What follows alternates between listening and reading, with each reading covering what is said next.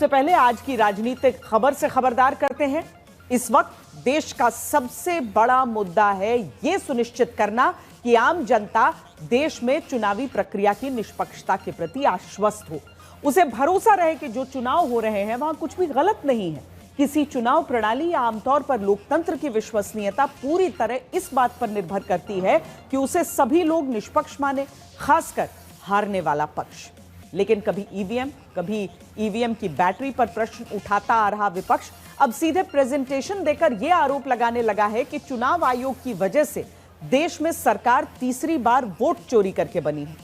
लोकसभा में नेता विपक्ष का दावा है कि अगर उन्हें वोटिंग लिस्ट का इलेक्ट्रॉनिक डेटा मिल जाए तो लोकसभा चुनाव में बीजेपी की जीत के पीछे वोटों की चोरी साबित कर देंगे।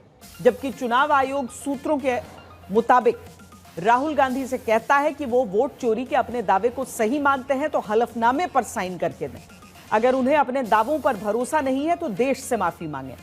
अब साबित करने की इसी खींचतान के बीच देश का वोटर खड़ा है जो पूछता है कि हम किस पर भरोसा करें।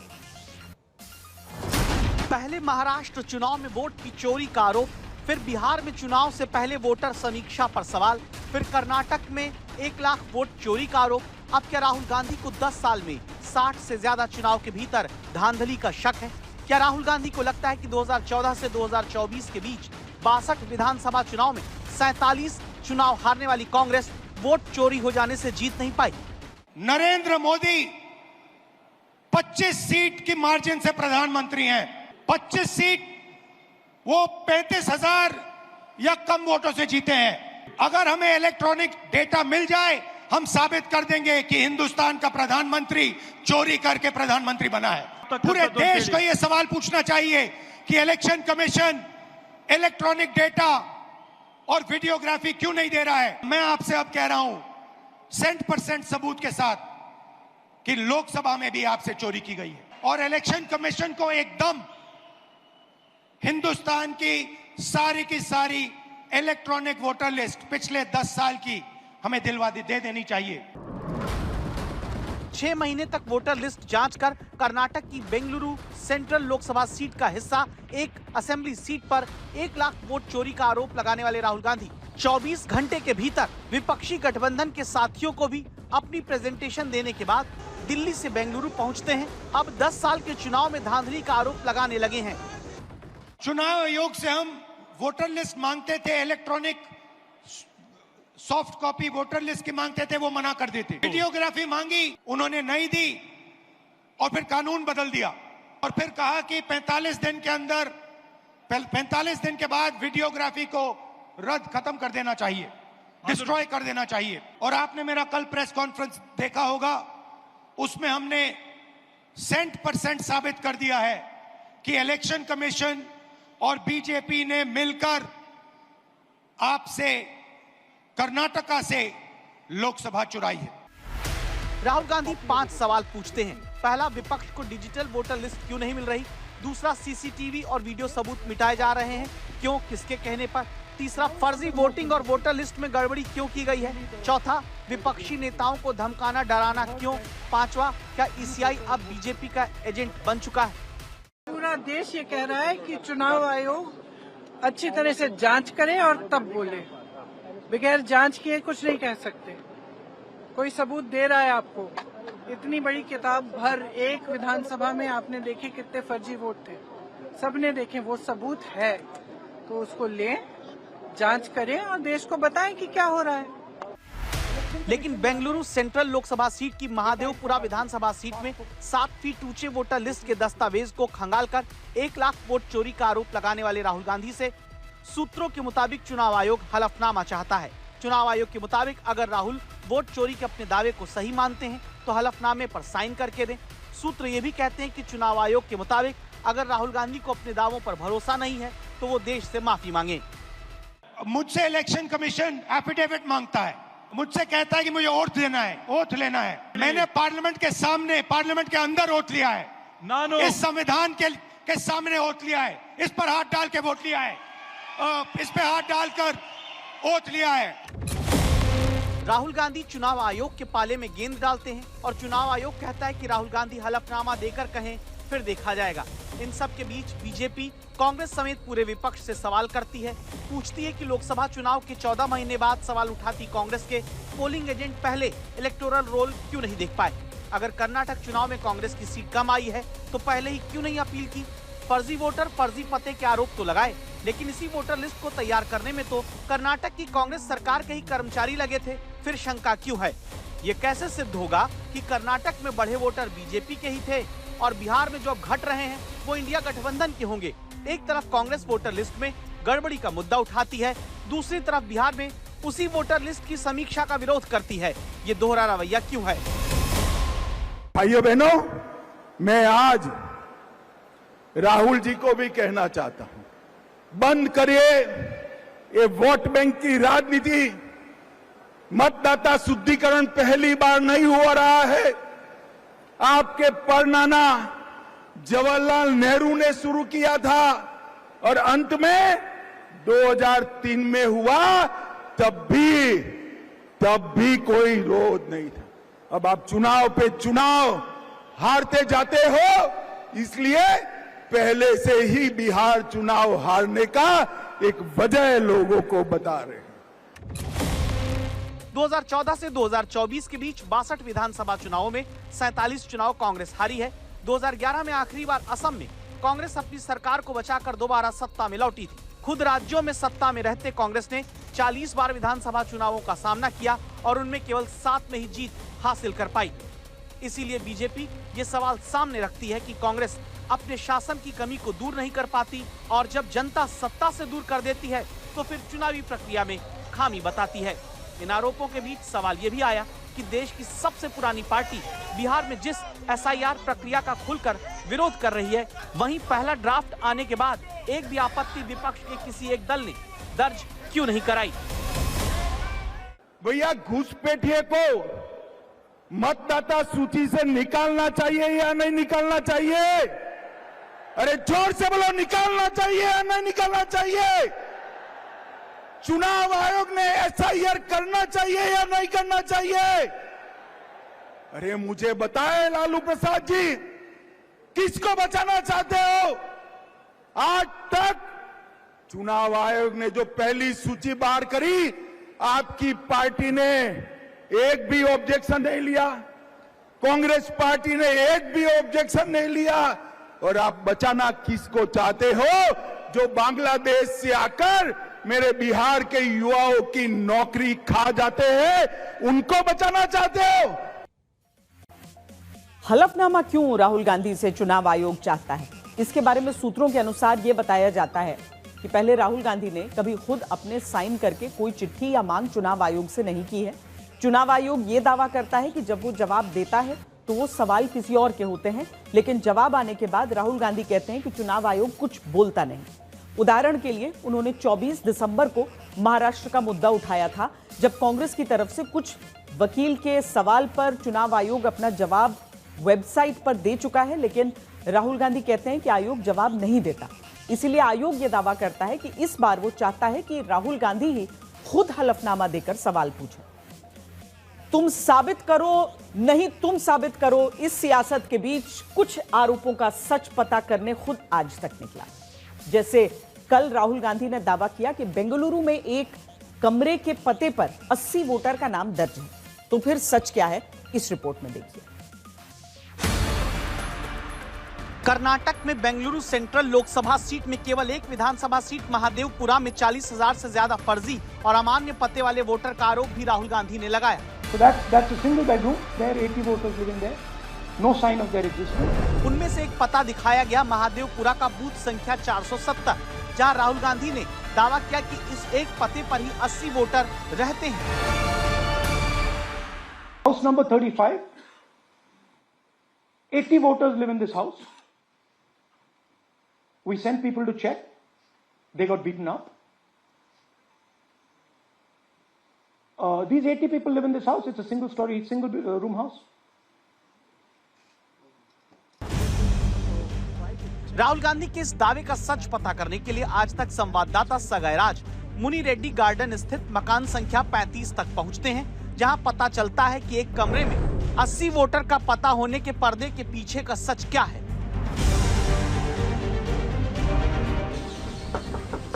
दरवाजा खुलने पर जो शख्स बाहर आया, इनका नाम दीपांकर है। ये पश्चिम बंगाल से बेंगलुरु आकर रहने वाले एक फूड डिलीवरी कर्मचारी हैं।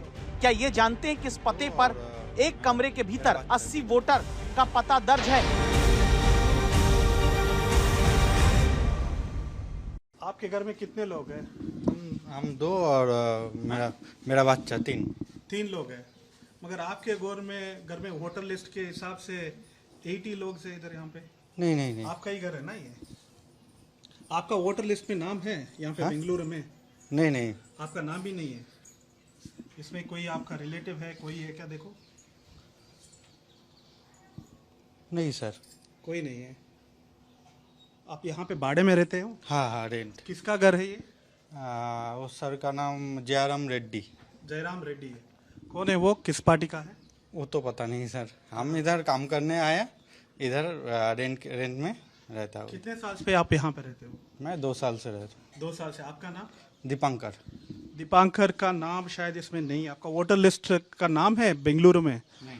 कहाँ का हो? मेरा वेस्ट बंगाल है। वेस्ट बंगाल का वोटर लिस्ट का नाम है आपका? हाँ। मगर आपका घर के एड्रेस में 80 वोटर्स है। 80 और यही है ना आपका घर? 35 नंबर रूम। हाँ। ये घर है ना? मैं इधर 1 महीना आया सर। हाँ। इधर मैं 1 महीना आया, ठीक है। मैं ज्यादा दिन। कौन था, कुछ पता था? वो ओनर सर ही बता सकते। कितना बड़ा है आपका घर? आपका एक इतना छोटा घर है, मगर इतना छोटा घर ऐसा ही है पूरा इसमें। मगर यहाँ पे 80 वोटर्स लिखा है। वो सर पता नहीं, आप ओनर से बात कीजिए। बमुश्किल 10 से 15 वर्ग फीट के एक कमरे में मिले दीपांकर का वोट तो इस पत्ते पर नहीं बना, लेकिन आज तक को बातचीत में इस जगह के मालिक जयराम रेड्डी ने स्वीकार करके बताया कि कई किराएदारों ने कमरा नंबर 35 को अपना पता बताकर वोटर कार्ड बनवाया, लेकिन इस पते पर वोटर बनने वाले बहुत से किराएदार अब जा चुके हैं। बावजूद इसके मकान मालिक जयराम रेड्डी कहते हैं कि कुछ लोग चुनावों के दौरान वोट देने के लिए वापस आते हैं। ಬಿಜೆಪಿ ಪಾರ್ಟಿಯಲ್ಲಿ ಸರ್ ಜಯರಾಮ್ ಸರ್? ಸುಮ್ನೆ ನಾವು ಪಾರ್ಟಿನಲ್ಲಿ ಏನು ಇಲ್ಲ, ನಾವೇನು ಮೆಂಬರ್ ಇಲ್ಲ, ಯಾವ್ದಿಲ್ಲ. ಎಲೆಕ್ಷನ್ ಟೈಮ್ ಬಂದ್ರೆ ಬಿಜೆಪಿ ವೋಟ್ ಹಾಕ್ತೀವಿ ಅಷ್ಟೇ. ಹೌದಾ? ಇಲ್ಲ ನೀವು ಬೆಲೆ ಪಾರ್ಟಿ ವರ್ಕರ ಹೆಂಗೆ ಏನ್ ಕತೆ? ಇಲ್ಲ ಅದೇನು ಇಲ್ಲ. ಓಕೆ. ನೀವು ಯಾವ ಪಾರ್ಟಿ ಜೊತೆ ಅಸೋಸಿಯೇಟ್ ಆಗಿಲ್ವಾ? ಇಲ್ಲ. यानी यहाँ पर पता चलता है कि कमरा नंबर 35 जहाँ 80 वोटर होने का दावा है, उसे वहाँ के मकान मालिक स्वीकार करते हैं। ये चुनाव आयोग की जिम्मेदारी है कि देखा जाए कि क्या एक कमरे के पते पर 80 वोटर रह सकते हैं। अगर वो वोटर वहां बाद में नहीं रहते तो उनका नाम वोटर लिस्ट से हटे, ताकि इस आधार पर कहीं कोई शंका चुनाव प्रक्रिया में न रह जाए। ऐसा ही आरोप राहुल गांधी ने कल लगाया, जब दावा किया गया कि आदित्य श्रीवास्तव नाम के वोटर का 3 राज्यों में 4 जगह मतदाता के तौर पर नाम दर्ज है। राहुल के आरोपों का सच पता करने के लिए फिर आज तक ने लखनऊ से मुंबई और बेंगलुरु तक पड़ताल की है। सबसे पहले राहुल गांधी के दिखाए गए वोटर कार्ड के आधार पर आदित्य श्रीवास्तव के लखनऊ वाले पते पर आज तक संवाददाता कुमार अभिषेक पहुंचते हैं। लखनऊ के इंदिरा नगर में आदित्य के पिता एसपी श्रीवास्तव का घर है। पता चलता है पिता का निधन पहले हो चुका है। आदित्य श्रीवास्तव के पड़ोसी लक्षित श्रीवास्तव ने बताया कि जिन आदित्य के 4 वोटर कार्ड का दावा राहुल गांधी करते हैं, उनका घर लखनऊ में है, लेकिन परिवार यहाँ नहीं रहता। आदित्य यहाँ से शिफ्ट कर चुके हैं। हम आदित्य श्रीवास्तव को ढूंढते हुए उनके घर पर पहुंचे हैं। यही आदित्य श्रीवास्तव का घर है और उनके पिता एसपी श्रीवास्तव, लेकिन बताया ये जा रहा है कि अब परिवार यहाँ नहीं रहता। अगर हम आपको पीछे दिखाएं तो उनके बकायदा उनके पिता का नाम, जो कि उस मतदाता सूची में है, वहाँ उनका नाम लिखा हुआ है। काफ़ी टाइम से आदित्य भैया जो हैं वो काफ़ी टाइम से बाहर ही हैं। जब से उन्होंने अपना मास्टर्स किया, फिर बॉम्बे में थे, फिर देन अब वो बैंगलोर में शिफ्ट हो गए हैं। तो वो हार्डली कभी आते हैं, छुट्टियों पे कभी आ गए। तो अंकल और आंटी रहते थे, बट अभी अंकल के भी 1 से 2 महीने पहले, 1-1.5 महीना हो गया कि वो एक्सपायर हो गए हैं। यानी जिन आदित्य श्रीवास्तव का 4 वोटर कार्ड 3 राज्य में होने का दावा सामने आता है, उनका घर तो लखनऊ में मिलता है। ठीक उसी तरह जैसे मुंबई में वोटर कार्ड वाले पते पर घर की जानकारी सामने आई।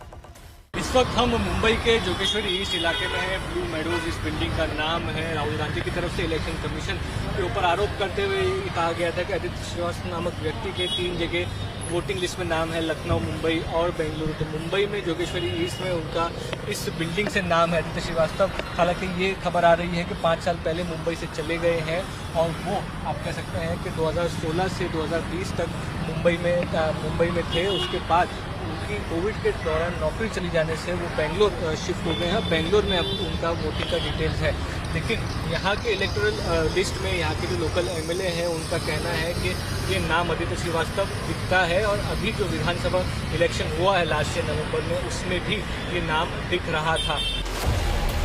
इस तरह कुल ये जानकारी सामने आती है कि आदित्य श्रीवास्तव लखनऊ के रहने वाले हैं, जिनका वोटर आई कार्ड पहले लखनऊ में बना। फिर आदित्य ने 2017-18 के पास लखनऊ का वोटर कार्ड मुंबई ट्रांसफर कराया जब वो मुंबई रहने चले गए। 2021 में मुंबई से बेंगलुरु शिफ्ट होने के बाद आदित्य ने अपना वोटर कार्ड भी मुंबई से बेंगलुरु ट्रांसफर करा लिया, लेकिन फिर भी कर्नाटक से लेकर महाराष्ट्र और उत्तर प्रदेश तक उनका पुराना वोटर कार्ड पुराने पते पर दर्ज रहा। तो सवाल है, क्या ये चुनाव आयोग की चूक नहीं है? वोटर लिस्ट में इसी सुधार को चुनाव आयोग वोटिंग लिस्ट समीक्षा के नाम से बिहार में जब करता है तो भी विपक्ष सवाल उठाता है। इसी सियासत के बीच कुछ तथ्यों पर गौर करना जरूरी है। राहुल गांधी बेंगलुरु सेंट्रल की जिस महादेवपुरा विधानसभा सीट का हवाला देकर पिछले 24 घंटे में 3 बार सवाल उठा चुके हैं, उसी सीट से जुड़े राजनीतिक आंकड़ों पर गौर करना भी जरूरी है। राहुल का आरोप है कि कांग्रेस उनके सर्वे के अनुसार बेंगलुरु सेंट्रल सीट लोकसभा चुनाव के दौरान जीत रही थी, लेकिन वोट चोरी ने हरा दिया। लेकिन एक सच इस सीट का यह भी है कि 2009 में इस सीट के अस्तित्व में आने के बाद से लगातार बीजेपी जीतती आ रही थी। अब दूसरे तथ्य पर गौर करिएगा। राहुल गांधी आरोप लगाते हैं कि 2024 लोकसभा चुनाव के दौरान बेंगलुरु सेंट्रल की महादेवपुरा विधानसभा सीट पर 1 लाख से ज्यादा फर्जी वोट की वजह से बीजेपी जीती, जबकि इसी विधानसभा सीट का सियासी इतिहास यह है कि 2008 से जब से यह सीट बनी है तब से यहां बीजेपी ही आगे रही है। तीसरा तथ्य पर भी नजर डालना जरूरी है। राहुल आरोप यह भी लगाते हैं कि बेंगलुरु सेंट्रल लोकसभा में सिर्फ महादेवपुरा विधानसभा सीट पर ही वोट चोरी करके बीजेपी आगे हुई, जबकि सियासी तथ्य यह भी है कि 2023 का विधानसभा चुनाव हो या 2024 का लोकसभा चुनाव, इस लोकसभा सीट से जुड़ी 5 असेंबली सीट पर कांग्रेस आगे थी, 3 पर बीजेपी आगे थी। अगले हफ्ते स्वतंत्रता दिवस है। देश 77वां स्वतंत्रता दिवस मनाने जा रहा है, लेकिन खबरदार करता सवाल यह है कि आज भी हमारे देश में किसी चुनाव में 70% तक वोट नहीं पड़ पाता। आप सोचिएगा, क्या इसकी वजह चुनावी लोकतंत्र पर जनता का घटता भरोसा है? कई सर्वे कहते हैं कि प्रत्याशी से लेकर पार्टियों और चुनावी प्रक्रिया में घटता भरोसा भी एक बड़ा कारण मतदाताओं की उदासीनता का रहता है। जब उन्हें लगने लगता है कि हमारे एक वोट से क्या असर पड़ेगा, यह सोच खतरनाक है, जिसे बढ़ावा नहीं मिलना चाहिए। इसीलिए जरूरी है कि चुनावी प्रक्रिया पर विश्वास नहीं घटना चाहिए, जिसे मजबूत करने की जिम्मेदारी चुनाव आयोग ही नहीं, विपक्ष की भी है। अब आपको तेजी से बदलते दुनिया के समीकरणों से खबरदार करते हैं। अमेरिकी राष्ट्रपति डोनाल्ड ट्रंप भारत जैसे दोस्तों पर टैरिफ लगाकर उन्हें परेशान कर रहे हैं, तो वहीं भारत लगातार यह संदेश दे रहा है कि वो अपनी स्वतंत्र विदेश नीति पर चलता रहेगा। राष्ट्रपति पुतिन ने यूक्रेन को लेकर प्रधानमंत्री मोदी से अब खबर है कि फोन पर बातचीत की है। प्रधानमंत्री मोदी ने यूक्रेन के शांतिपूर्ण समाधान के लिए भारत के दृढ़ रुख को दोहराया है। ट्रंप टैरिफ विवाद के बीच पीएम मोदी और पुतिन ने भारत और रूस संबंधों को मजबूत करने पर प्रतिबद्धता जताई। पीएम ने एक्स पर लिखा कि मैं इस साल के अंत में राष्ट्रपति पुतिन की भारत यात्रा का इंतजार कर रहा हूं। खबर यह है कि पीएम मोदी के चीन में हो रही एससीओ की बैठक में हिस्सा लेने पर चीन ने खुशी जताई है। कहा है कि वो पीएम मोदी का स्वागत करते हैं। चीन ने उम्मीद जताई कि उसके यहां हो रहा एससीओ समिट एकता और मित्रता की मिसाल बनेगा। रूस से तेल खरीदने को लेकर जिस तरह से भारत ने अमेरिका के दबाव को दरकिनार किया है, उसकी चीन की तरफ से खुलकर तारीफ की जा रही है। उसके सरकारी अखबार और राजदूतों की तरफ से चीन से सहयोग बढ़ाने की बात कही जा रही है। Mr. President, will the Quad survive beyond the election in November? The Quad, will it survive regardless of the outcome? 10 महीने पहले की ही तो बात है जब अमेरिकी राष्ट्रपति से क्वाड के भविष्य को लेकर सवाल होता है, तो इसका जवाब जो बाइडेन ने अपने हाव भाव से दिया। जिस तरह से जो बाइडेन ने मोदी के कंधे पर हाथ रखा, उससे साफ हो गया कि क्वाड का भविष्य भारत तय करेगा। चीन के खिलाफ भारत ही असली ट्रम्प कार्ड है जो चीन का मुकाबला कर सकता है। लेकिन डोनाल्ड ट्रंप की वजह से अब यह सवाल खबरदार करते हुए सामने आता है, क्या चीन के खिलाफ अमेरिका अपना सबसे बड़ा ट्रम्प कार्ड खो सकता है? टैरिफ को लेकर ट्रंप का ये कुटिल जवाब और चीन पर नरमी भारत और अमेरिकी रिश्तों के लिहाज से बहुत अहम साबित हो सकती है, क्योंकि जानकारों को लगता है कि जो बाइडेन रूस और चीन को एक करने की गलती कर चुके हैं, लेकिन ट्रंप नहीं रुकते और फिर भारत, रूस और चीन के एक होने से अमेरिकी दादागिरी एक झटके में खत्म हो जाएगी। जो कुछ चल रहा है ये काफी चिंतित है कि एक देश जो हमारे नजदीकी रिश्ता से चल रहे थे, जो मैं कहूँ एक स्ट्रेटेजिक पार्टनरशिप के बुनियाद पे हम काम कर रहे थे और हमारे दूसरे पॉलिसीज पे भी असर पड़ता था इससे, अगर उस देश उनके एटीट्यूड को बदल लिए तो भारत को बहुत सारी चीजें सोचना पड़ेगा। तो अगर भारत ने रूस, इंडिया, चीन के गठजोड़ के बारे में गंभीरता से सोचा तो जियोपॉलिटिक्स बदल सकती है। ऐसी स्थिति में रूस, चीन और भारत अमेरिकी दबाव का मुकाबला करने के लिए एक साथ खड़े होंगे। ये तभी होगा जब अमेरिका से बात पूरी तरह से बिगड़ जाएगी और इसके लिए पूरी तरह से ट्रंप जिम्मेदार होंगे। मुझे लगता है मेरी जो रिस्क टेकिंग कैपेसिटी है उसका अभी फुल यूटिलाइजेशन हुआ ही नहीं है, बहुत कम हुआ है। मेरी बहुत रिस्क टेकिंग कैपेसिटी शायद अनेक गुना ज्यादा होगी। इसका कारण है कि मुझे परवाह ही नहीं है, मैंने अपने विषय में कभी सोचा ही नहीं है। और जो खुद के लिए नहीं सोचता है उसके पास रिस्क टेकिंग कैपेसिटी का कोई यानी बेहिसाब होती है। मेरा केस ऐसा है। तो मोदी को जोखिम लेने की आदत है। अमेरिकी 50% टैरिफ के बीच भारतीय प्रधानमंत्री का चीन जाना अपने आप में काफी कुछ बताता है। पीएम मोदी एससीओ की बैठक में हिस्सा लेने के लिए चीन जा रहे हैं। 7 साल बाद यह प्रधानमंत्री नरेंद्र मोदी का पहला दौरा होगा। इससे पहले विदेश मंत्री चीन का दौरा कर चुके हैं। चीन की तरह भारत और रूस में भी लगातार बैठकें हो रही हैं। एनएसए अजीत डोभाल के बाद विदेश मंत्री जयशंकर की मॉस्को जाने की खबर है। चीन में शी जिनपिंग के साथ प्रधानमंत्री मोदी का एक मंच साझा करना अपने आप में संदेश है कि भारत को झुकाया नहीं जा सकता, भले ही ट्रंप कितना भी दबाव डाल ले। ट्रंप दबाव बनाकर अपनी बात मनवाते हैं, लेकिन उनकी ये रणनीति भारत पर लागू नहीं हो सकती। जिस तरह से चीन ट्रंप की टैरिफ नीति के विरोध में खुलकर भारत के साथ आ गया और उसे अपने पाले में लाने की कोशिश कर रहा है। चीनी राजदूत शू फेइहोंग ने सोशल मीडिया पर पोस्ट में बिना ट्रंप का नाम लिए कहा है कि बुली को 1 इंच दो तो वो 1 मील ले लेगा। उनकी इस टिप्पणी को भारत और ब्राजील को चीन के समर्थन से जोड़कर देखा जा रहा है। इससे पहले चीन के विदेश मंत्री वांग यी ने भी अमेरिका का नाम नहीं लिया, लेकिन टैरिफ को हथियार के रूप में इस्तेमाल करके अन्य देशों को दबाने के फैसले की आलोचना की थी। इसी तरह चीन के विदेश मंत्रालय के प्रवक्ता गो जैकुन ने कहा कि अमेरिका रूसी तेल लेने पर भारत के खिलाफ टैरिफ लगाकर इसका दुरुपयोग कर रहा है। चीन के इस बयान को भारत और ब्राजील की तरफदारी माना जा रहा है। चीन का सरकारी मीडिया भी खुलकर भारत के समर्थन में लिख रहा है। भारत में चीनी दूतावास के प्रवक्ता की इस पोस्ट को देखिए, जिसमें वो भारत चीन की दोस्ती की वकालत करती हैं, ट्रंप के खिलाफ भारत का समर्थन करती हैं। अब सवाल है, क्या अमेरिका से रिश्तों में कारोबार बाकी सभी चीजों पर भारी पड़ जाएगा? अमेरिका की इसी दादागिरी के बीच नरेंद्र मोदी की चीन यात्रा ऐसे समय पर हो रही है जब ट्रंप दुश्मनों से ज्यादा दोस्तों को तकलीफ पहुंचा रहे हैं। भारत का चीन और रूस जैसे देशों के साथ अपनी दोस्ती को मजबूत करना अमेरिका को ये संदेश देता है कि भारत की विदेश नीति किसी एक खेमे तक सीमित नहीं है। सवाल यह कि आतंक से लेकर कश्मीर तक के मामले में पाकिस्तान की बोली बोलने वाला चीन क्या इतने भरोसे लायक है? इनके सुर भले ही बदल गए हों, लेकिन उस पर तुरंत भरोसा करना मुश्किल है। लेकिन फिर भी रूस, भारत और चीन के साथ आने की बातें हो रही हैं। जिस तरह से पुतिन ने यूक्रेन युद्ध के मामले पर डोनाल्ड ट्रंप से मुलाकात से पहले भारत और चीन के नेताओं से बातचीत की है, उसे इन तीनों देशों के बीच बढ़ती नजदीकी का संकेत माना जा रहा है।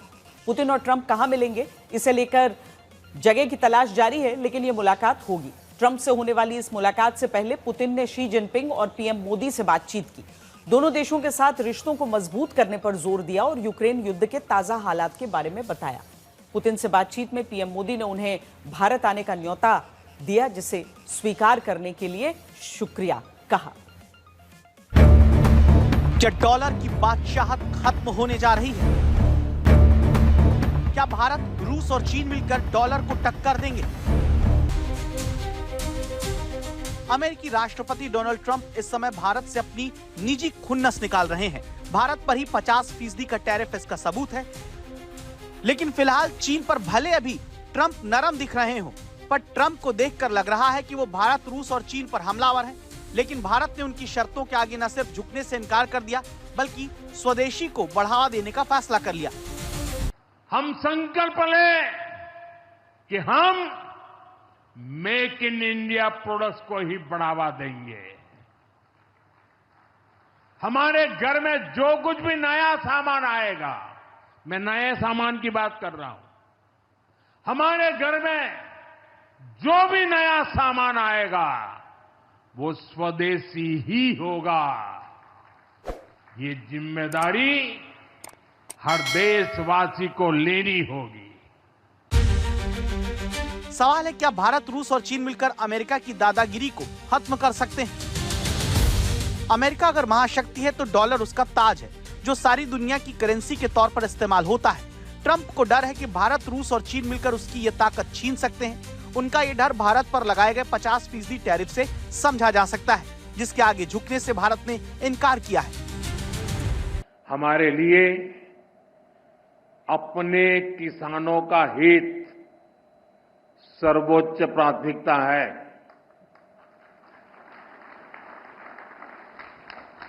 भारत अपने किसानों के, पशुपालकों के और मछुआरे भाई बहनों के हितों के साथ कभी भी समझौता नहीं करेगा।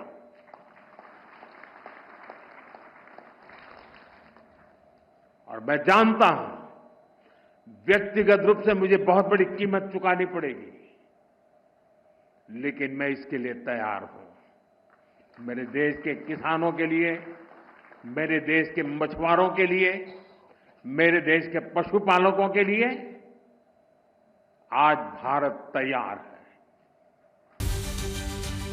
अमेरिकी डॉलर को टक्कर देने के लिए भारत ने अब तक कोई बड़ा कदम नहीं उठाया, लेकिन रूस और चीन लंबे समय से इसे लेकर कोशिश कर रहे हैं। चीन ने अपने ज्यादातर साझेदारों से अपनी मुद्रा युआन में कारोबार बढ़ाना शुरू कर दिया है। रूस ने भी यूक्रेन युद्ध के बाद डॉलर में लेन-देन को काफी हद तक कम किया है। वहीं भारत ने भी ईरान और रूस समेत कुछ देशों के साथ रुपए में लेन-देन किया है। अमेरिका को डर है कि अगर ये तीनों देश अपनी अपनी करेंसी में कारोबार करने लगे तो डॉलर को कड़ी टक्कर दी जा सकती है। पिछले वित्त वर्ष 2024-25 में भारत का कुल अंतर्राष्ट्रीय व्यापार करीब 1.83 ट्रिलियन डॉलर के आसपास रहा। चीन ने पिछले वित्त वर्ष में 7.56 ट्रिलियन डॉलर का दुनिया में कारोबार किया। रूस ने भी इस दौरान 865 अरब डॉलर का व्यापार किया। अगर तीनों देशों के कारोबार को जोड़ दें तो ये करीब 10 ट्रिलियन डॉलर से भी ज्यादा का हो जाता है, जो अमेरिका के 60 ट्रिलियन डॉलर से कहीं ज्यादा है। अगर तीनों ही देश यानी भारत, रूस और चीन अकेले अकेले अमेरिका का मुकाबला करेंगे तो ये मुश्किल होगा, लेकिन तीनों देशों का कारोबार मिलाने पर अमेरिका से ज्यादा है। इस तरह अगर तीनों देश मिलकर अमेरिकी डॉलर के सामने खड़े होते हैं तो निश्चित रूप से इसका मुकाबला ग्लोबल मार्केट में कर सकते हैं।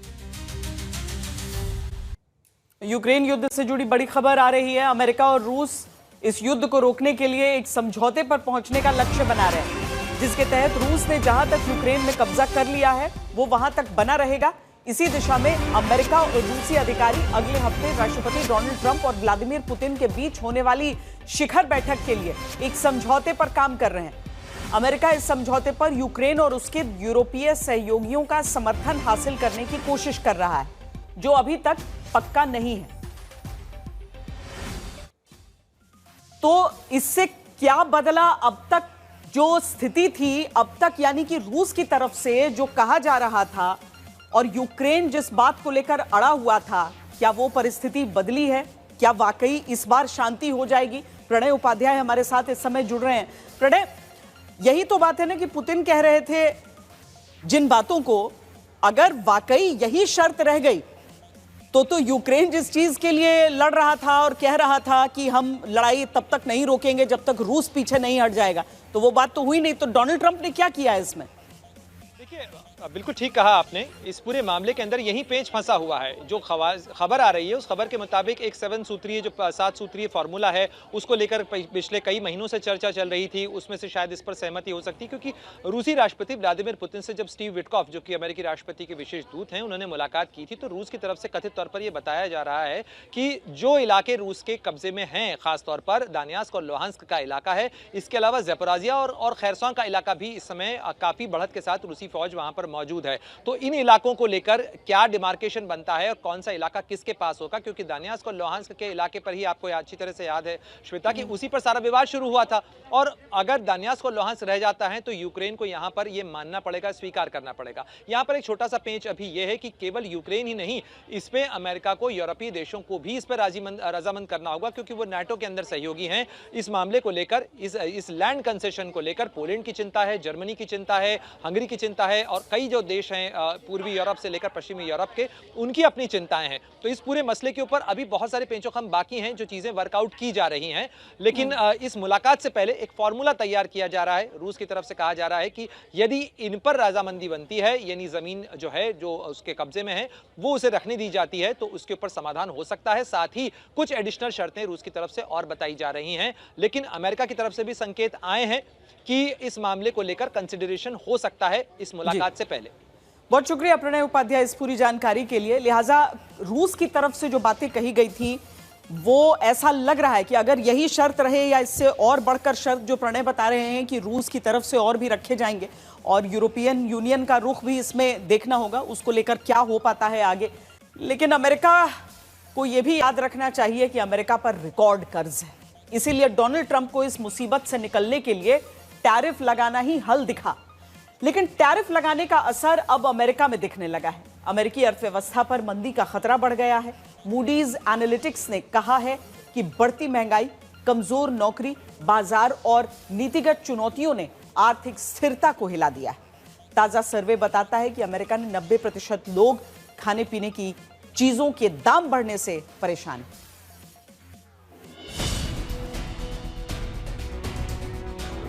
जब डोनाल्ड ट्रंप दूसरी बार राष्ट्रपति बनने के पहले 200 दिनों का जश्न मना रहे हैं, तब क्यों उन्हें वोट देने वालों को डोनाल्ड ट्रंप का सबसे बड़ा वादा याद आ रहा है? डोनाल्ड ट्रंप ने कहा था कि वो आते ही महंगाई को खत्म कर देंगे और ये बहुत जल्दी करेंगे।